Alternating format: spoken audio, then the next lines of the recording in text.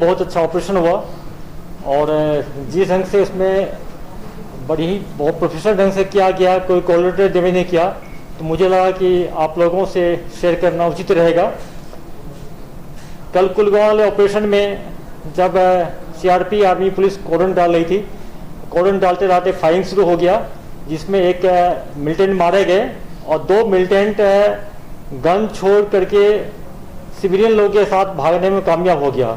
हमारे फोर्स को लगा कि शायद ये घर में घुसा है, घर को कॉर्डन करके रखे हम लोग। आज मॉर्निंग में जब सर्च कराए तो उसमें नहीं मिला। उसमें एक जो ताइब वलीद है, पाकिस्तानी मिलिटेंट है, जैश मोहम्मद का, पंजाब प्रोविंस का है और ये पिछले 2-3 साल से ये कुलगांव डिस्ट्रिक्ट में एक्टिव है। ये शूटर है और आईडी एक्सपर्ट है और उसके कब्जा से एक 47 मिला है, एक M4 कार्बाइन मिला है, एक पिस्टल मिला है, बहुत सारे मेडिसिन एक्सप्लोसिव भी मिला है।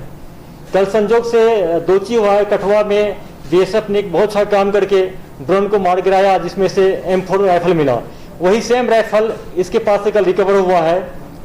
जितने भी जैसे कमांडर होते हैं, जैसे अदनान है पुलवामा डिस्ट्रिक्ट में, जिसको लंबू बोलते हैं आप लोग, उसके पास भी M4 है राइफल, जो पिक्चर सर्कुलेट हो रहा है। और जो आज कमांडर मारा गया है उसके पास भी M4 राइफल था। तो जो इंटरसेप्ट हुआ है जो कठुआ वाले इंसिडेंट में, किसी पाकिस्तानी मिलिटेंट है अली भाई के नाम से। जब हम लोग का रिकॉर्ड चेक किए तो पुलवामा डिस्ट्रिक्ट में एक फुरकान पाकिस्तानी मिलिटेंट जो इसका एक्टिव है, उसका कोड अली भाई है। तो शायद हो सकता है कि फुरकान के लिए ये गन लाया गया था।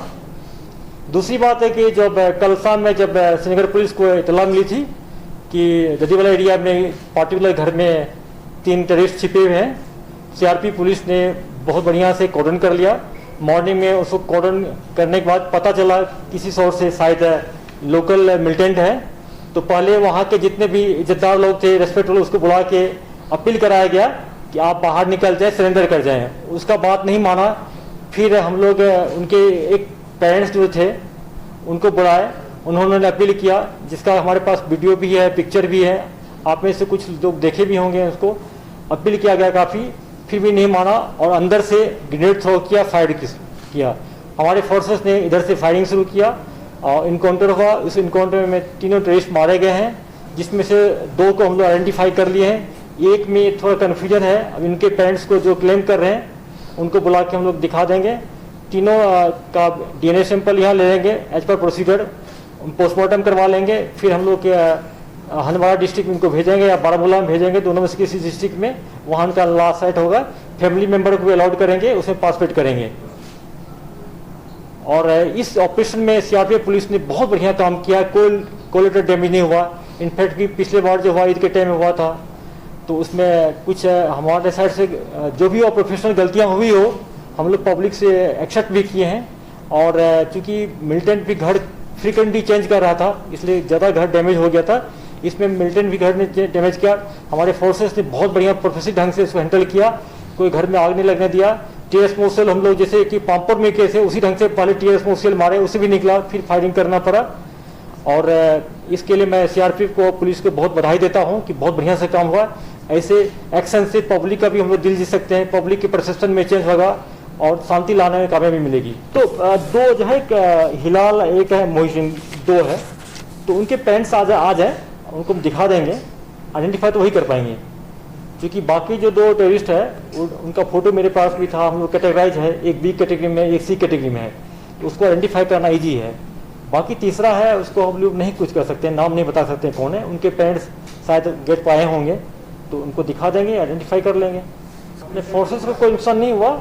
ये जो मिलिटेंट बेसिकली HM के थे, लेकिन ये इसको ISJK के नाम से जाना जाता है। ये ISJK के नाम से हमारी लिस्ट में है। हाँ बिल्कुल, मैं भूल गया बताना। हाँ एग्जैक्ट, बिल्कुल, वो हमारे जो है बड़ा कामयाबी सिस्टम से सकूर जो है, सकूर फारूक लंगू, जब पांडच में 20 मई को BSF के 2 जवान अपने ड्यूटी पॉइंट से हट के कुछ दुकान पर गए थे, तो उन पर फायर अटैक किया था। दोनों का वहाँ पर शहीद हो गए थे, वहाँ मारे गए दोनों। तो उसमें से सकूर का नाम है। फिर हम लोग हमारे SHO ने जो इन्वेस्टिगेशन शुरू किया, तो 2-3 अजरलू को पकड़े थे। उसमें से हार्डकोर था अजरलू, उन्होंने सकूर का नाम बताया था। और कुछ वहाँ के सिविलियन भी जा रहे थे, उनका फोटो दिखाया, तो उन्होंने बोला था कि हाँ ये सकूर है।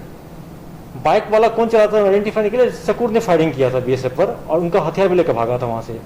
देखिए अभी पिछले 1-2 महीना से जितना भी ऑपरेशन हो रहा है, ये इसको आप प्रोफेशनल कहिए, फोर्सेस का, या ऊपर वाले की कृपा बोलिए, ब्लेसिंग बोलिए, कि बहुत बढ़िया हो रहा है। कोई कोलेटरल डैमेज हो रहा है। जब कोलेटरल डैमेज नहीं होता है तो फोर्स का ही मनोबल बढ़ता है, और पब्लिक भी स्टोन पेल्टिंग नहीं करती है, कोई तंग नहीं करती ऑपरेशन करने में। इससे क्या होता है हम लोगों का कि पब्लिक का दिल जीतते हैं तो खबर भी आना बढ़ जाता है पूरा। ऑब्वियसली मिलिटेंट बढ़ेंगे तो मिलिटेंट में पैनिक आएगा, हार्ट चेंज करेगा, उनका मूवमेंट बढ़ेगा। जब उनका मूवमेंट बढ़ेगा तो हमको खबर भी बढ़ेगा।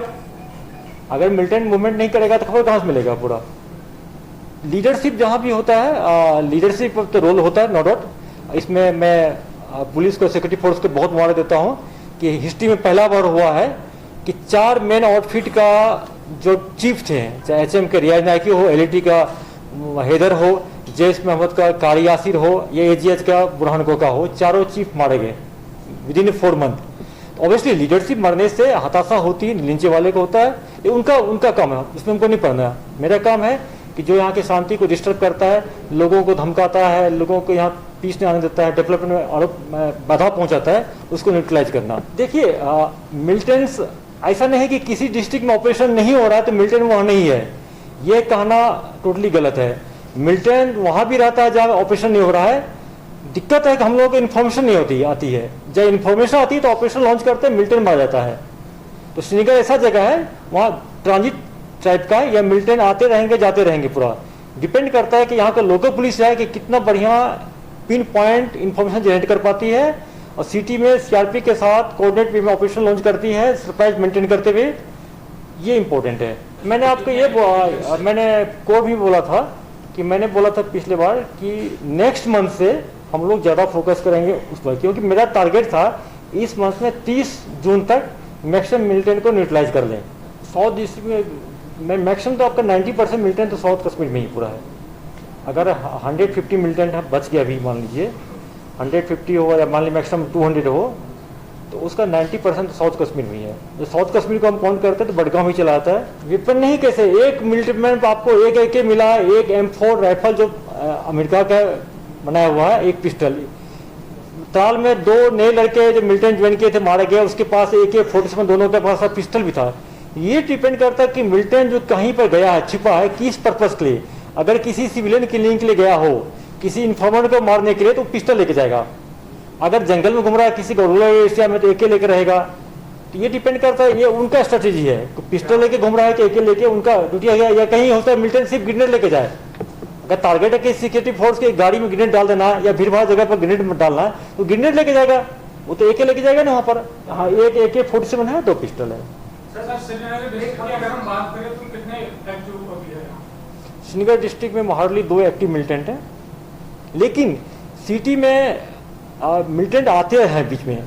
किसी को होता है कि कोई फंड लेने रिसीव करने को हो, किसी से मिलने के लिए हो, किसी को मेडिकल ट्रीटमेंट के लिए। ये कहना कि मिलिटेंट यहाँ नहीं आता है, नहीं है, ये मुश्किल है कहना। बिल्कुल हर एक साल समर में सीज़फायर वायलेशन होता है, उसका पर्पस होता है कि इन्फिल्ट्रेशन को बढ़ाना।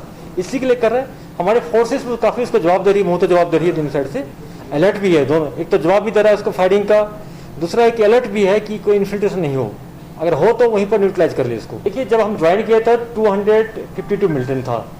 252 में 100 आज हो गया, आई थिंक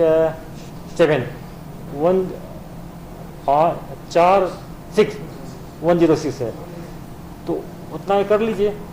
मान लीजिए कि कुछ इन्फिल्ट्रेशन हुआ है कुछ, उसको ऐड कर लीजिए। हम लोग नंबर में नहीं जाते हैं। देखिए नंबर गेम नहीं है, तो ये है कि जो मिलिटेंट जो इंसिडेंट करता है उसको रोकना, प्रिवेंटिव। कि प्रिवेंशन कर पाते हैं आप, अगर मान लीजिए कि यहाँ पर डेवलपमेंट होगा, लोगों में एक शांति, सेंस ऑफ सिक्योरिटी फील आएगा, फिर टूरिस्ट भी आएंगे, ये करना होता है। बाकी चूंकि हम लोग का ड्यूटी है कि न्यूट्रलाइज करना, इसमें सेंस मतलब कि उसको इनकाउंटर करके मारना या अरेस्ट भी करना, या कोई सरेंडर करना चाहता है तो सरेंडर भी कर ले उसमें। तो पर्पस है न्यूट्रलाइज करना हम लोग का पूरा है। नंबर गेम में नहीं जाते हम कि कितना मारे। हो सकता है कि आप हम पूरा मतलब कि 90% मिलिटेंट को मार दे, 10 मिलिटेंट बहुत बड़ा हादसा कर दे, आप लोग चिल्लाएंगे। तो ये नंबर नहीं होता है, सेंस ऑफ सिक्योरिटी लाना, पीस लाना मेरा मकसद है। ये इस डायरेक्शन में हम लोग जा रहे हैं।